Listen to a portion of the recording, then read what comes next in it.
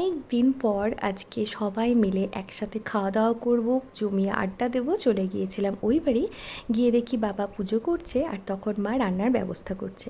আজকে দুপুরের মেনুতে ছিল মাটন, তার জন্য মায়ের সাথে একটু হেল্প করছিলাম মাটনটাকে রেডি করতে। আর মাও এদিকে ফাইনাল টাচ দিয়ে মাটনটা বসিয়ে দিল, কারণ এরপরে এক এক করে খেতে বসতে হবে। আমরা গিয়েছি মোটামুটি 12টার সময় করে, আর বাবা যদি তাড়াতাড়ি খায় তাই মাটনটা একটু তাড়াতাড়ি করতে হবে।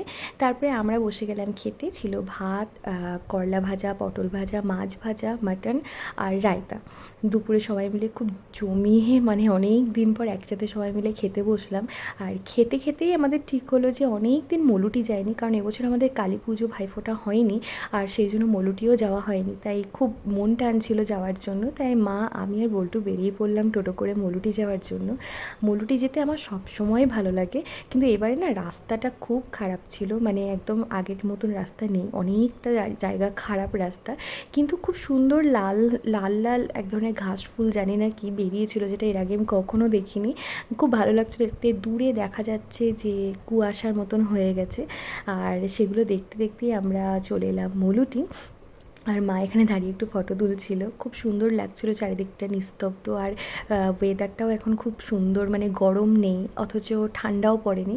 আর এখানে মা মল্লিকার মন্দিরে দেখো কি সুন্দরভাবে কুকুরটা ঘুমোচ্ছে। তো এখানে মা মল্লিকারও দর্শন করলাম, করে ফেরার সময় অবশ্যই মাসির দোকানের চা তো খেতেই হবে। চা খেলাম, আর আমার মা আর বল্টু মিলে এদেরকে একটু বিস্কুট দিচ্ছিলো, ব্যাস। তারপরে আবার কি টোটো করে ফিরতে হবে, কারণ বাড়িতে ভাইয়ের বাবা আছে, সন্ধ্যেবেলা আবার আমাদেরকেও ফিরে যেতে হবে।